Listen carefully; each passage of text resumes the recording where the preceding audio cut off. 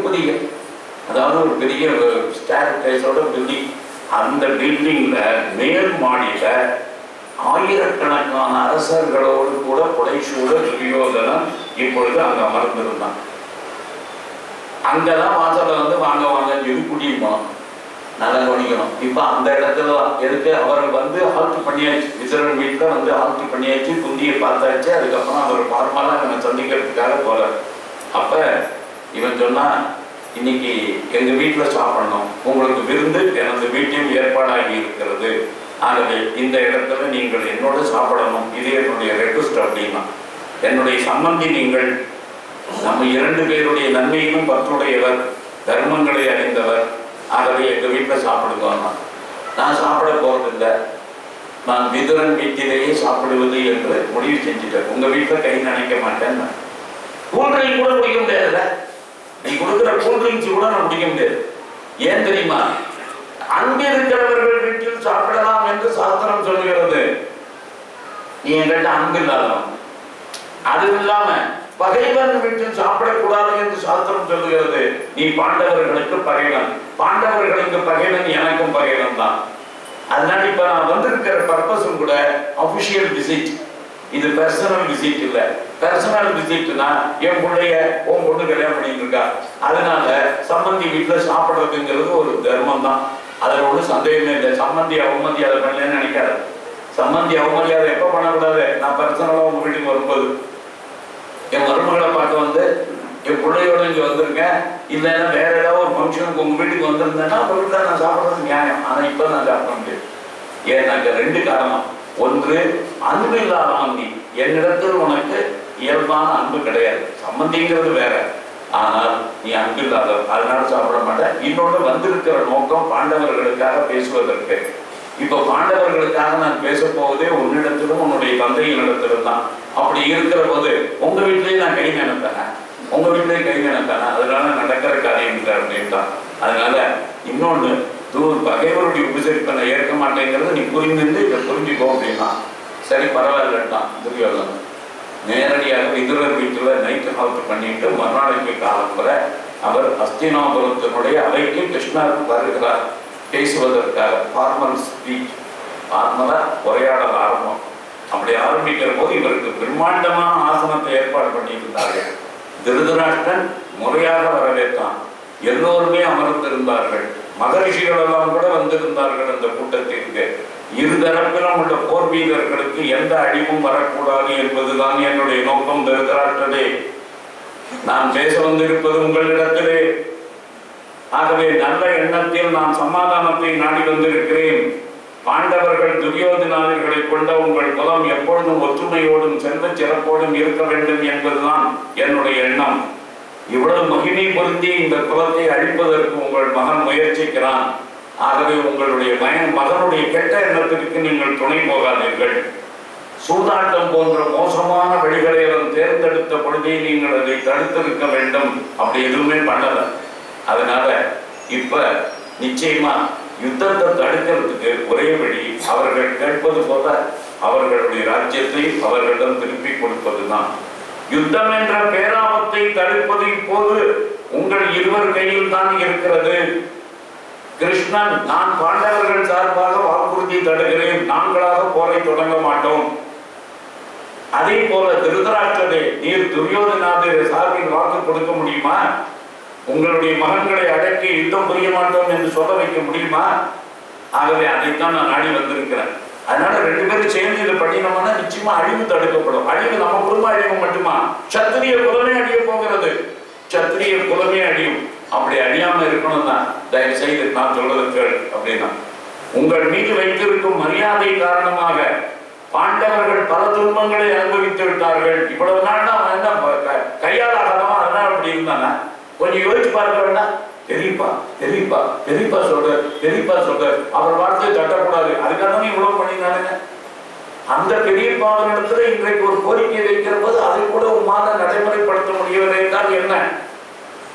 இப்ப அந்த நாரதர் முதற்கொண்டு இந்த விஷயங்கள் எல்லாம் சரியானதுதான், இந்த விஷயத்தை நீங்க பண்ணணும் அப்படின்னு எல்லாரும் பேசி முடித்தார்கள். இப்ப துரியோதனன் சொன்னான், இந்த கர்வர் அப்படின்னு ஒரு மகரிஷி, அவரும் கூட அந்த இடத்துல இருந்து கொண்டு இந்த விஷயத்தை பற்றி துரியோதனனுக்கு அறிவுரை வழங்கினார். உடனே துரியோதனன் சொன்னா, கடவுள் என்னை என்ன காரியத்திற்காக படைத்துள்ளாரோ அது நடக்கும், எனக்கு என்ன கதி நேரணுமோ அது நடக்கும். நீர் ஒண்ணு எனக்கு அட்வைஸ் பண்ண வேண்டாம். நீ சாபம் விட்டுலாம் எனக்கு நடக்க போறது நினைச்சிட, நீ சாபம் கொடுத்தா உன்னை பறிச்சிருமா? என்ன நினைச்சிட்டு பேசுறீ? சமாதானம் உடன்படிக்கை அதெல்லாம் சொல்லிட்டு, அதனால உங்களுடைய உலகில் நிறைந்த யோஜனைகள் எனக்கு தேவையில்லை அப்படின்னு இடது தொடையை தட்டி அவமானப்படுத்தினாங்க. உடனே கந்தர் சாபம் கொடுத்தார், எந்த தொடையை தட்டி என்னை அவமானப்படுத்தினாலே அந்த தொடையை பீமன் பிளப்பான், இது பரம சத்தியம் அப்படின்னு. இப்ப திருதராஷ்டிரர் சொன்னார், கிருஷ்ணா நான் எவ்வளவோ சொல்லி பார்த்துட்டேன்டா, எவ்வளவோ சொல்லி பார்த்துட்டேன், நான் என்ன சொல்லாமலா இருக்கேன்? நான் சொல்லுகிறேன், ஆனால் என் மகன் கேட்பதில்லை. என்னுடைய நிலையை நீ புரிந்து கொள். ஒரு கையாளாத கடற்று தந்தை, அவனால எதுவுமே செய்ய முடியாத நிலையில அந்த குடும்பத்துல அவருடைய கருத்துக்கு மாறாக பிள்ளைகள் முடிவெடுக்கிற போது என்ன பண்ண முடியும்? வேடிக்கை தானே பார்க்கலாம், வேடிக்கை தானே பார்க்கணும்னா அதான் பண்ணிட்டு இருக்கேன் இன்னைக்கு. இதையெல்லாம் பயமுறுத்தலாம், நான் தற்கொலை பண்ணிப்பேங்களா? யாராவது பிள்ளை தற்கொலை பண்ணிக்கிற அளவுக்கு விட்டுருவாங்களா? என் கையில் அதிகாரம் இருக்கிறது என்று நினைக்கிறாய். என் பெயரளவுக்கு தான் நான் அரசன், ஆனால் எல்லாமே துரியோதனன் தான் நடத்துகிறான். அப்படி இருக்கிற போது என்னுடைய நிலைமையை புரிஞ்சுக்கோ. இப்ப நீ சொன்ன மாதிரி அட்வைஸ் அது 100% எனக்கு ஒரு சம்மதம் தான்.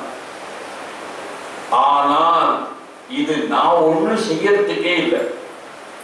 எல்லா வீடுகளிலுமே நிறைய சம்பாதிச்சு நிறைய சொத்து சேர்த்து நிறைய பலவானாக இருந்து குடும்பத்திற்கே பெரும் தூணாக இருந்தவர்கள் கடைசி காலத்தில் அவர்களுடைய பிள்ளைகளாலே எப்படி அவமானப்படுத்தப்படுகிறார்கள் என்பதற்கு இது சான்று. அந்த வீட்டுல அவருக்கு வாழ்க்கைக்கு ஏதாவது மதிப்பு இருக்குமா? இன்னைக்கு ஒரு காலத்துல அவர் வச்சதுதான்டா சட்டம், அது உண்மைதான். ஆனா இன்னைக்கு புள்ள வச்சதுதான் சட்டம், புள்ள வச்சதுதான் சட்டம். இவர் வாய முடிட்டு இருக்கணும், டேய் இது நல்லா இருக்கடா அப்படின்னு சொன்னா கேட்க போறோம், எனக்கு எல்லாம் தெரியும் காணும், வாய முடிந்து அப்படின்னு முடிஞ்சு போச்சு. அதனால அந்த நிலைமை நான் இருக்கு. நீ மேல துரியோதனத்தை பேச, உன்னை துரியோதனனை பார்த்து கிருஷ்ணர் பேசுங்க. நீ உண்மையிலே மூளை உள்ளவன்னு நினைக்கிறேன், தர்மமும் உனக்கு தெரியும். இந்த இடத்துல தான் ஒரு நல்ல வாக்கியம் தர்மத்தை பற்றிய உபதேசத்தை துரியோதனனுக்கு கொடுத்தார்.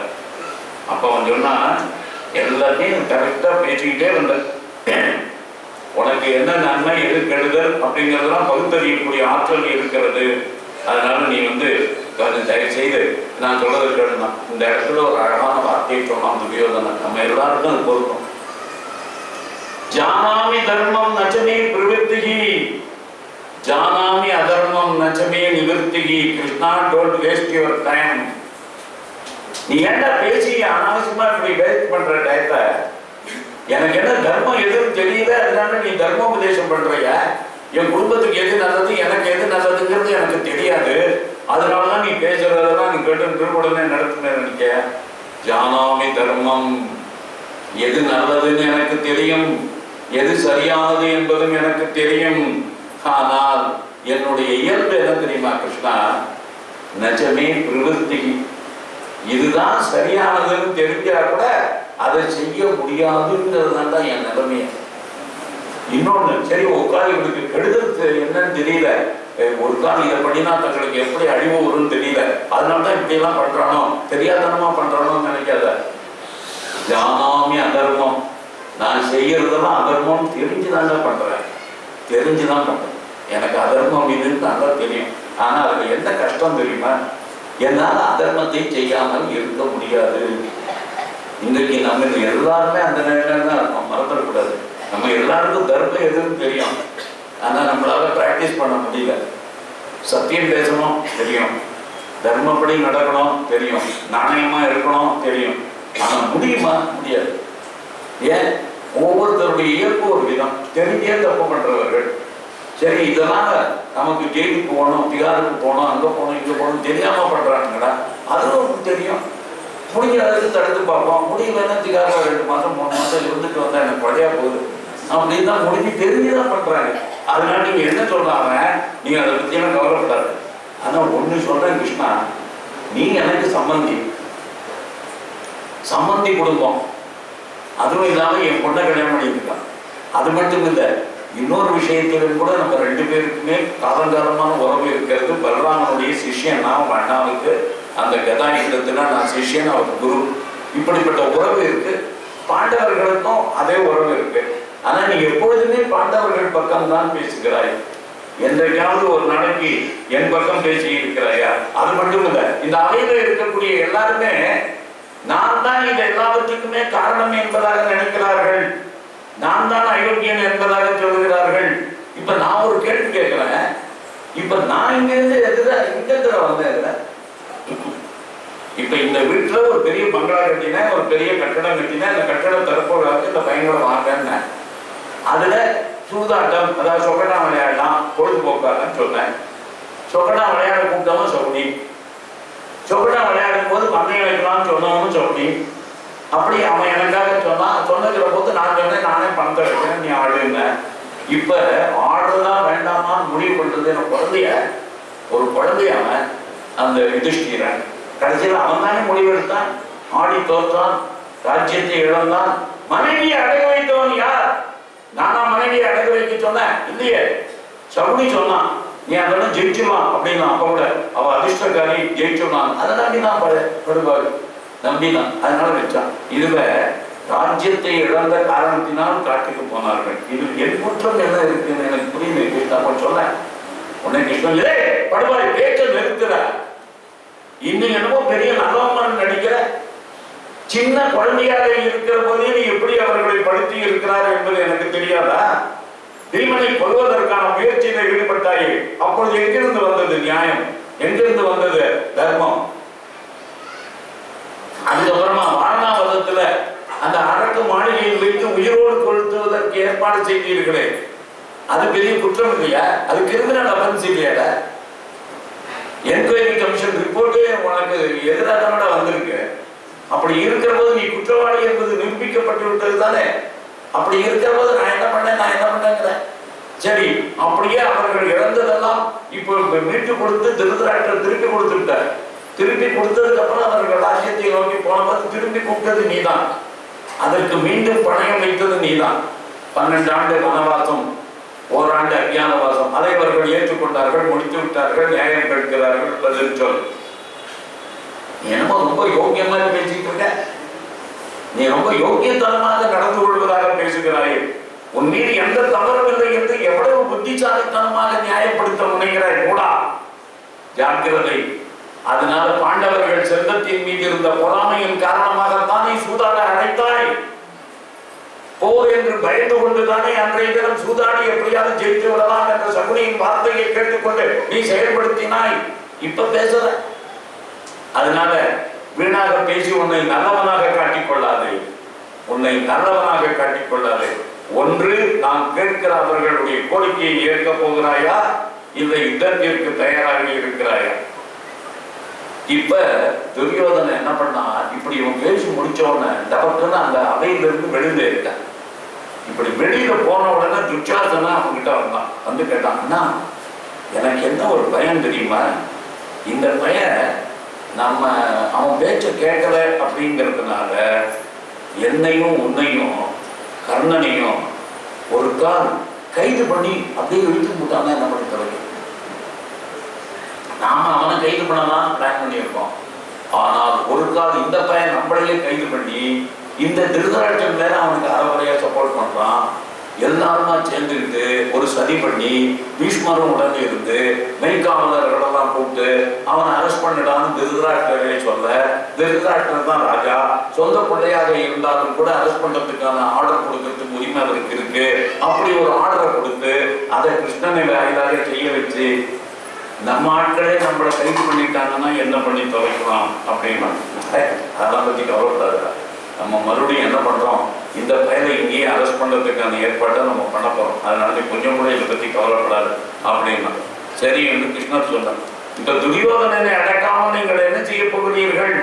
ஆகவே துரியோதனனுடைய சரி ஆலோசனைப்படி நீங்கள் நடந்து கொள்ளாதீர்கள். இப்ப இவங்கெல்லாம் அரெஸ்ட் பண்றதுக்கு முன்னாடி நாம் அரெஸ்ட் பண்ணி விடலாம் என்பதாக முடிவு பண்ணி அவன் நேரடியாக உள்ளுக்குள்ள வந்து கிருஷ்ணரை சிறைப்படுத்தி விடுவேன் என்கின்ற விஷயத்தை அவன் முடிவு பண்ணி இம்ப்ளிமெண்ட் பண்ணலாம் அப்படின்னு பிராக்டிஸா பண்ணிட்டான். அப்படி பண்ணுகிற பொழுது கிருஷ்ணர் சொன்ன, டேய் என்ன இங்க ஹவுஸ் அரெஸ்ட் பண்ணலாம்னு நினைக்கிறீங்க, என்ன கைது பண்ணலாம் நீங்க நினைக்கிறீங்க, பைத்தியக்காரத்தனமா உனக்கு தோணுது. ஏன்னா நான் அவளுக்கு விழிச்சவன் என்னடா, அவளுக்கு விழிச்சவன் என்ன, அப்படியே வெறுக்கையோட வருவேன், ஆயுதமே இல்லாம வருவேன், அப்படியே நீங்களும் என்ன கைது பண்ணீங்கன்னா அப்படியே கைது கட்டுப்படுவேன்னு நினைச்சியா? நான் எல்லாம் தயாரிப்போட தான் வந்திருக்கேன், உன் கேட்டா என்ன எனக்கு தெரியும், அப்படி ஏதாவது நடந்தது என்று சொன்னால் ஜாக்கிரதை அப்படின்னா.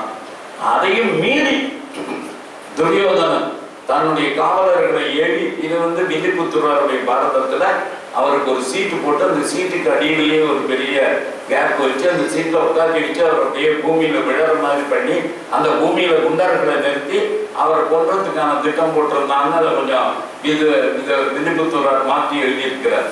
ஆனால் உண்மையிலேயே அப்படி விழுந்துட்டா அரெஸ்ட் பண்றதுக்கான ஏற்பாடுகளை இவன் பண்ணினான், அதுல ஒன்றும் சந்தேகம் இல்லை. கிருஷ்ணன் சொன்னார், அரசே கோபம் கொண்டு என்னை சிறைப்படுத்த முயலும் உன் புதல்வர்களுடைய செயலை நீ தடுத்து நிறுத்தவில்லை என்றால் நிச்சயமாகவே ரொம்ப கஷ்டப்படுவீர்கள். திருதராஷ்டிரனுக்கு பயம் வந்து, துரியோதனா நிறுத்து, என்னதான் இடம் கொடுக்கிறதுன்னு நினைச்சிட்டு இருக்கே, உன்னால எல்லோருமே வெறுக்கத்தக்க செயல்களை செய்து அழிவை தேடிக்கொள்வாயா? யாராலுமே இவரை அரெஸ்ட் பண்ண முடியாதுடா, இவன் என்ன சாதாரண மனுஷன் நினைச்ச, பகவான்டா பகவான். ஆகவே பகவான் என்று சமுதாயமே மதிக்கக்கூடிய இவரை நீ ஒரு சாதாரண ஆள் நினைச்சிட்டு இருக்கியா? அதனால ஜாக்கிரதை செய்யாத அப்படின்னா அதையும் மீறி இவன் செய்யறதுக்காக பணம். கிருஷ்ணன் சொன்னான், டேய் உனக்கு நான் யாருங்கிறத காமிச்சாதான் உனக்கு உண்மை பிடிபடும், நான் யாருங்கிறத காமிக்காததுனால உனக்கு தெரியல அப்படி என்று உடனடியாகவே தன்னுடைய விஸ்வரூபத்தை தரிசிக்கான். அநேக பக்தர நயனம், அநேக அற்புத தரிசனம், அநேக திவ்யாபரணம், திவ்ய அநேக உத்தியத ஆயுதம், சர்வ ஆச்சரியமயம் தேவம், அனந்தம் விஸ்வதோ முகம், சர்வதோ அனந்த ரூபம், சர்வதோ தீப்திமந்தம், அனந்த பாகும், சசி சூரிய நேத்திரம், ஸ்வதேஜசா விஸ்வமிதம் தபந்தம். அப்படியே தன்னுடைய ஒளியினாலேயே அந்த இடத்துல தகிக்கக்கூடிய அளவுக்கு சூரிய சந்திரர்களையே கண்களாக கொண்டு ஒரு மிகப்பெரிய உருவத்தை எடுத்து அப்பொழுது தன்னுடைய விஸ்வரூபத்தை இறைவன் என்பதை காட்டுகிறான் கண்ணன். அப்படி கிருஷ்ணன் காமிச்ச உடனே அப்படியே அதை பார்ப்பதற்கே சில பேருக்கு கண்ணு பூசுகிற காரணத்தினாலேயும் பார்த்து அச்சப்பட்டு கொண்டு பல பேர்கள் கண்களை மூடினார்கள். சஞ்சயன் போன்றவர்கள், பீஷ்மர் போன்றவர்கள், துரோணர் போன்றவர்கள், அவர்கள் மட்டுமே ஆச்சரியப்பட்டு அதை பார்த்து வணங்குகிறார்கள். வழக்கம் போலவே மாயாவி வித்தையெல்லாம் காட்டுறான் பத்தியத்தப்ப அப்படின்னு துரியோதனம் மட்டும் அசால்ட்டா இருக்கலாம். நல்லா கவனிச்சீங்க, சில பேர்கள் செய்யக்கூடிய மிக அதீதமான லீலைகள் பலருக்கு பகவானை ஞாபகப்படுத்தும். ஆனால் சில பேருக்கு அதெல்லாம் வெறுமன மேஜிக்கு அப்படின்னு சொல்லி அதை புறக்கணிப்பான். அப்படி புறக்கணிக்கக்கூடிய ஒரு தன்மை படைத்தவனாக துரியோதனன் இருந்தான். அதனால அவன் ஒண்ணு இதை பத்தி எல்லாம் கவலைப்படல. இப்ப திருதராஷ்டிரருக்கு இவர் சொன்னார், திருதராஷ்டிரா நீ என்னுடைய தரிசனத்தை பார்த்து கொள்வதற்காக உனக்கு கண் பார்வை தருகிறேன் அப்படின்னு சொன்னார். ஆயுசு முழுக்க கண்கள் இல்லாமல் இருப்பவனுக்கு ஊனக்கண் கொடுத்தார். ஞான கண்ணினால் பார்ப்பதற்கல்ல, ஊனக்கண்ணினாலேயே அந்த திவ்ய தரிசனத்தை காண்பதற்கான ஒரு வாய்ப்பினை ஏற்படுத்தி கொடுத்தார். அப்ப திருதராஷ்டிரர் அப்படியே பணிந்து அப்படியே நமஸ்காரம் பண்ணி எல்லாம் பண்ணி முடிச்சார். அப்படி பண்ணி முடிச்ச உடனே இப்ப சொன்ன திருதராஷ்டிரர், கிருஷ்ணா எந்த கண்ணை எனக்கு உன்னை தரிசிப்பதற்காக கொடுத்தாயோ அந்த கண்ணை திரும்ப எடுத்து விடு. அந்த ஒளி எனக்கு நிரந்தரமானதாக இருக்கக்கூடாது, அதனால அந்த ஒளி எடுத்துரு அப்படின்னா திரும்பவும் அவருடைய கண்கள் பொருளாக்கப்பட்டன. அதனால இப்ப அவர் எப்படி பேசுவார் அப்படிங்கிறதுனால. ஆனால் துரியோதனன் அப்படியும் கேட்க தயாராக தன்னுடைய நிலையில் உறுதியோடு இருந்தான். இப்ப கிருஷ்ணர் சொன்னார், நான் வந்த எந்த வேலை முடிந்து விட்டது, சமாதானம் ஏற்பதற்கு நீங்கள் தயாராக இல்லை. இந்த நிலையை நான் போய் பாண்டவர்களிடத்தில் சொல்லி அவர்களை போருக்கு ஆயத்தமாக்குவேன். இப்பொழுது உங்களிடம் விடைபெறுகிறேன் சொல்லிட்டு போயிட்டார். நேர விதுரர் வீட்டுக்கு போனார். குந்தியின் இடத்துல சொன்னார், உங்க பிள்ளைகளுக்கு ஏதாவது ஒரு செய்தி உண்டா அப்படின்னு. அவனிடத்துல ஒரே ஒரு செய்தியை சொல்லுங்கள், ஒரு சத்திரியனுடைய தாய் இன்னொருத்தன் வீட்டில் இன்றைக்கு அன்னம் சாப்பிட்டு கொண்டிருக்கிறாள். தன்னுடைய சொந்த பிள்ளைகளுடைய சம்பாத்தியத்தில் சாப்பிட முடியாம அவன் யாருடைய வீட்டிலே சாப்பிட்டுக் கொண்டிருக்கிறாள் என்ற விஷயத்தை மட்டும் ஞாபகப்படுத்து. சத்திரியனாக இருக்கக்கூடியவன் தன்னுடைய சத்திரிய தன்மையை காட்ட வேண்டிய நேரம் வந்துவிட்டது அப்படின்னு விதுலா அப்படின்னு ஒருத்தையினுடைய வாழ்க்கையை சொல்லி அந்த விதுலா தன் பிள்ளைக்கு சிந்துராஜன் அவனை எதிர்ப்பதற்காக அந்த விதுராங்கிற விதவை அவ தன் பிள்ளைக்கு அவ கணவன் இறந்து போனதுக்கு அப்புறம் அந்த பிள்ளைக்கு ஒரு வார்த்தையை சொல்லி போருக்கு அனுப்புகிறாள். அவன் போர்க்களத்தில் போய் வெற்றியோடு திரும்பி வருகிறான். அந்த விதுலா என்பவள் தன் மகனுக்கு சொன்ன ஒரு வார்த்தை சொன்னான். இன்னைக்கு அது கூட நம்ம எல்லாருக்கும் ஒரு பெரிய மெசேஜ். முகூர்த்தம் ஜொலித்தம் சிறையோ நதுத்துவமாயுதம் சிரம். இதைத்தான் சொல்லுவேன் என் பிள்ளைய போய் சொல்லு யுதிஷ்டிரன்கிட்ட, உங்க அம்மா என்னடா சொன்னான்னா இந்த ஒரு வார்த்தையை சொன்னான்னு சொல்லு, வேற ஒண்ணும் வேண்டாம். என்னது? முகூர்த்தம் ஜொலித்தம் சிறையோ நதுத்துவமாயுதம் சிரம். காலமெல்லாம் புகைந்து கொண்டு இருப்பதை விட கணநேரமேனும் கனன்று தீப்பற்றி எரிந்து ஜொலித்து மறைவது எவ்வளவோ நேரம். இதை போய் சொல்றது. ஒரு பேடித்தனமான வாழ்க்கையை ரொம்ப நாட்டம் வாழ வேண்டாண்டா. ஆனால் சத்திரியனாக இருக்கிறவன் போர்க்களத்திற்கு போய் உயிரை விட்டு கொஞ்ச நாள் தான் இருந்தான். ஆனாலும் ஒரு பெரிய வீரனாக தீரனாக இருந்து இறந்து போனாங்கிற அந்த செய்தி வரணும்டா. முகூர்த்தம் ஜொலித்தம் சிறையோ கன நேரமேனும் முகூர்த்த நேரமேனும் ஜொலிதம் தீப்பட்டு கொழுந்து விட்டு எரியக்கூடிய தீயாக கணக்கு எரிந்து போகணும் என்றவர அதற்காக புகைந்து கொண்டு எப்பொழுதும் ஆயுசு முழுக்க உட்கார்ந்து இருக்கக்கூடியதாக இருக்கக்கூடாது அப்படின்னா. சரி தாயே, இந்த செய்தியை நான் நிச்சயமாக அவர்களிடத்தில் சொல்லுவேன். உங்களிடம் விடைபெறுகிறேன். நான் வந்த நோக்கம் நிறைவேறவில்லை, வருகிறேன் அப்படின்னு சொல்லிட்டு குந்தி வீட்டில இருந்து கிளம்பி வந்துட்டார். இப்ப நகரத்தினுடைய எல்லையை தாண்டணும்.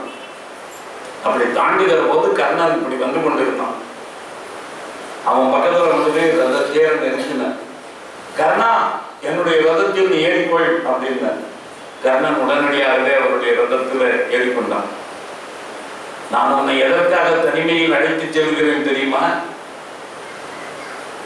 உன்னிடத்தில் ஒரு உண்மையை சொல்ல வேண்டும் என்பதற்காகத்தான். அந்த உண்மை என்ன? உன்னை திடுக்கிட செய்யக்கூடிய உண்மை இருக்கிறது. நீ என்ன நினைத்துக் கொண்டு இருக்கிறாய்? நீ ஒரு தேரோட்டியின் மகன் சூதபுத்திரன் என்பதாகத்தானே, அதிரதனுடைய மகன் என்பதாகத்தானே நினைத்துக் கொண்டு இருக்கிறாய். நீ அதிரதன் மகன் அல்ல, தேரோட்டியின் மகன் அல்ல. நீ உண்மையிலேயே ஒரு சத்திரியன். குந்தி தேவிக்கு அவள் கன்னிகையாக இருக்கிற பொழுதே திருமணத்திற்கு முன்பே சூரிய பகவானிடத்திலே பிறந்தவன் நீ. அப்படி பார்க்கிற பொழுது உனக்கு பாண்டு தந்தை, பாண்டவர்கள் உன் சகோதரர்கள். நீ காணிய புத்திரன் பாண்டுவுக்கு. அதாவது கன்னிகையாக இருக்கிற பொழுது பிறக்கிற பிள்ளை, அவளை யார் திருமணம் செய்து கொள்ளுகிறானோ அவனுக்குத்தான் பிள்ளை. மறந்துடக்கூடாது. இன்று வரைக்கும் கூட உலக அளவில் இதுதான் நிலப்பாடு. ஆனா இன்றைக்கு இருக்கக்கூடிய சமுதாயம் அதை ஏற்கக்கூடிய நிலையில் இல்லை. ஆனா தர்மசாஸ்திரம் அதைத்தான் சொல்லி இருக்கிறது. அவ கன்னிகையா இருந்து கெட்டு போயிட்டு ஒரு குழந்தை கெட்டு போட்டு போயிட்டா. அதுக்கப்புறம் அதை மறைச்சு கல்யாணம் பண்ணி கொடுத்துருவாங்க ஒருத்தருக்கு. அதுக்கப்புறம் திடீர்னு அந்த பிள்ளை ஒண்ணு ஏற்கனவே இருக்குன்னு தெரிய வந்தால் இவளுடைய கணவனுடைய கடமை என்னவென்றால் அந்த குழந்தையை எடுத்து வளர்க்கிறது தான். அந்த குழந்தையை தன் குழந்தையாக எடுத்து வளர்க்க வேண்டும். இதுதான் தர்மசாஸ்திரம். இதை சொல்லிட்டு சொன்னார். ஆகவே அப்படி பார்த்தாக்க நீ பாண்டுவோட பிள்ளைதான், பாண்டுவோட பிள்ளைதான். அதனால பாண்டவர்கள் உனக்கு சகோதரர்கள். அதனால நீ ஒரு விஷயத்தை புரிஞ்சுக்கோ. இப்ப உனக்கு அவர்கள் இத்தனை சகோதரர்கள் என்ற காரணத்தினால அந்த 5 பேரும் திரௌபதியை மணந்திருக்கிறார்கள். அதே திரௌபதியைத்தான் நீ சுயம்பரத்தில் உன்னுடைய மனைவியாக்கிக் கொள்ள பார்த்தாய். அன்றைக்கு அவள் அதை நிராகரித்தாள். ஆனால் இன்றைக்கு அந்த குடும்பத்தினுடைய மூத்தவன் நீ என்பது தெரிந்தால் நிச்சயமாக திரௌபதி உனக்கு மனைவி ஆவாள். அது மட்டுமல்ல, பாண்டவர்களுடைய அண்ணன் நீ என்பதாக தெரிந்து போய்விட்டது என்று சொன்னால் துரியோதனன் போரிட மாட்டான். யுத்தம் என்பதாக ஒன்று வரவே வராது. ராஜ்யம் அனைத்தும் உங்களுக்கே தான். உன்னை சக்கரவர்த்தியாக எல்லோருமே ஏற்றுக்கொள்வார்கள். அப்படி சக்கரவர்த்தியாக உன்னை ஏற்றுக்கொள்கிற போது யுதிஷ்டிரன் உன்னுடைய காலடியில் அமர்ந்து உனக்கு துணை புரிவான். அவன் ராஜ்யத்தை தனியாக தான் அனுபவிக்க வேண்டும் என்று நினைக்க மாட்டான். நகுல சகதேவர்கள் உன் பரிவாரங்களை நடத்துவார்கள். இதெல்லாம் விடுற. நான் பாண்டவர்களுக்கு தோழன். பாண்டவர்களில் மூத்தவன் நீ. ஆகவே உனக்கு தோழன் நான். ஆகவே இந்த கண்ணனே ஒரு துணை நிற்பான். அதை மறந்துடாத நீ. அதனால இப்ப நீ இந்த விஷயத்தை புரிஞ்சுக்கிட்டு நீ ஒரு முடிவெடுக்கணும். நீ இந்த உண்மையை உலகத்துக்கு சொல்லி பாண்டவர்களுடைய மூத்தவன் என்ற விஷயத்தை நீ உணர்ந்து பாண்டவர்களோடு சேர்ந்து விட வேண்டும் அப்படின்னா. உடனே கர்ணன் சொன்னா, கிருஷ்ணா நீ சொல்லி இருக்கிற இந்த உண்மை அதிர்ச்சியை தருகிறது, அதில் சந்தேகம் இல்லை. உண்மையிலேயே என்னை ஆட்டம் காண வைத்திருக்கிறது, அதிலும் எந்த சந்தேகமும் இல்லை. இப்பொழுதுதான் குந்தியினுடைய மகன் நான் என்பதை உணர்ந்து இருக்கிறேன். ஆனா ஒரு விஷயத்தை நீ புரிஞ்சுக்கோ, என்ன பெத்து போட்ட அந்த குந்திக்கு எனக்கு என்னடா சம்பந்தம்? என்னை பெத்ததான் சொல்றீ அந்த குந்தி, அவளை தாயின்னு சொல்றதுக்கு எனக்கு என்னடா இருக்கு? என்னை யார் வளர்த்தா? என்னை தூக்கி எறிஞ்சுட்டா குந்தி. அப்ப எடுத்து வளர்த்தவள் ராதை, எடுத்து வளர்த்தவள் அவள் தானட முளைப்பாதை கொடுத்தாள். அது மட்டும் இல்ல, என்ன பெற்காத பிள்ளைய அந்த ஆற்றிலிருந்து எடுத்து அப்படியே இறுதி தன் மார்பகத்தில் அணைத்துக் கொள்ளுகிற போது அவளுக்கு பால் சுரந்ததா, பால் சுரந்தது. அப்ப எனக்கும் அவளுக்கும் எந்த அளவுக்கு ஒரு பாந்தம் இருக்கிறது என்பதை நீ புரிந்து கொண்டாய் அல்லவா? அப்படி இருக்கிற போது இப்ப ராதை என்னுடைய தாயா இல்லை குந்தி என்னுடைய தாயா? குந்தி என்னுடைய தாய் என்பதாக நீ உண்மையை சொல்லி இருந்தாலும் கூட இந்த ஜென்மாவை பொறுத்த வரைக்கும் நான் கௌந்தையன் அல்ல, குந்தியின் புத்திரன் அல்ல, ராதையின் புத்திரன், அதிரதனின் மகன், தேரோட்டியின் மகன். இதுதான் சத்தியம். இதுல ஒன்றும் சந்தேகமே உனக்கு வேண்டாம். கேவலம் ராஜபரம்பரையில பிறந்தவங்கிற உண்மை எனக்கு சொன்னதுனால சத்திரியன் அப்படிங்கிற ஒரு அந்தஸ்து எனக்கு கிடைச்சிருக்கு, ஒரு மிகப்பெரிய ராஜ்யமே எனக்கு கிடைக்க போகிறது. அதனால கர்ணன் தன்னுடைய நண்பன் துரியோதனனை கைவிட்டு விட்டு வந்து விடுவான் என்பதாகலாம் நீ கனவு காணாது. இந்த குந்தியெல்லாம் என்னை நிராகரித்த பொழுது, என்னை பாண்டவர்கள் அவையிலே அவமானப்படுத்திய பொழுது, என்னை ஒரு ராஜ்யத்திற்கு மன்னனாக்கி பார்த்தவனடா துரியோதனன், மன்னனாக்கி பார்த்தவன், அங்க தேசத்தினுடைய அரசனாக்கி அழகு பார்த்தவன். அவனிடத்துல இல்லாத எனக்கு நட்பா நான் இதெல்லாம், அதனால என்னை பத்தி நீ கவலைப்படாது. அப்படிப்பட்ட என் உயிருக்குயிரான நண்பனுக்கு நான் துரோகம் செய்ய மாட்டேன். நான் குந்தியின் மூத்த புதல்வன் என்பது தெரிய வந்தால் யுதிஷ்டிரன் ராஜ்யத்தை என்னிடத்தில் ஒப்படைக்கலாம், அதிலும் சந்தேகம் கிடையாது. ஆனால் அப்படி நான் ஒரு கால் ராஜ்யத்தை பெற்றால், இப்ப நான் சொல்றேன் கிருஷ்ணா, நான் அந்த ராஜ்யத்தை துரியோதனன் காலடியில் சமர்ப்பித்து விடுவேன். அவனிடத்திலே ஒரு நண்பனாக ஏவலனாகத்தான் நான் இருப்பேன். இன்னொன்னு, ஒரு கால் நான் பேசுறது எல்லாமே இந்த யுத்தத்துல துரியோதனன் ஜெயிச்சிருவான்னு அகங்காரத்தோட அவன் பேசுறானே, அதனால அதே போல இந்த கர்ணனும் கூட அகங்காரத்திலையும் அகம்பாவத்திலையும் தான் ஜெயிக்க போறவங்க திரும்ப பேசலாம்னு நினைக்காத. மற்றவர்கள் யாருக்கு தெரியுமோ தெரியாதோ, கிருஷ்ணா எனக்கு தெரியும் இந்த யுத்தத்தின் முடிவு, வரப்போகும் யுத்தத்தின் முடிவு எதுவாக இருக்கும் என்பது எனக்கு தெளிவாக தெரிகிறது. நான் இந்த யுத்தத்தில் கொல்லப்படுவேன், அதுவும் எனக்கு தெளிவாக தெரிகிறது. துரியோதனன் வாழ்வான், அதுவும் எனக்கு தெளிவாக தெரிகிறது. பாண்டவர்கள் வெற்றி பெறுவார்கள், அதுவும் எனக்கு தெளிவாக தெரிகிறது. இருந்தாலும் கூட இந்த உயிர் போவதானாலும் அது துரியோதனனுக்காகத்தான் போகும், அது துரியோதனனுக்காகத்தான் போகும்.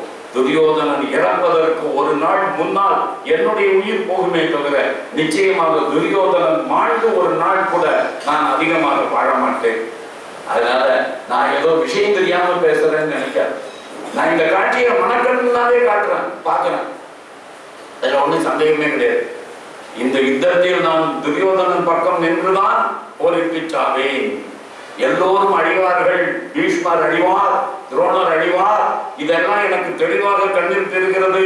சத்திரிய கூட்டத்தையே நாசம் செய்ய போகிற இந்த யுத்தத்தில் இருந்து ஒரு கால் நாங்கள் யாராவது மீண்டு வந்தால், நான் உயிரோடு இருப்பேனே ஆனால் கிருஷ்ணா அப்பொழுது மீண்டும் சந்திப்போம், தேரை நிறுத்து, நான் இறங்க வேண்டும் அப்படின்னு சொல்லி எனக்கு போயிட்டான்.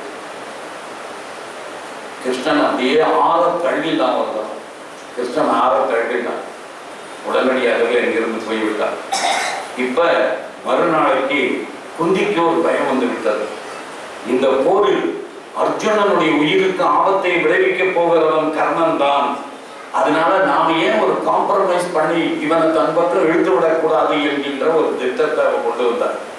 அதனால குந்தி என்ன பண்ண, நேர கர்ணனை சந்திப்பதற்காக யாருக்கும் தெரியாமல்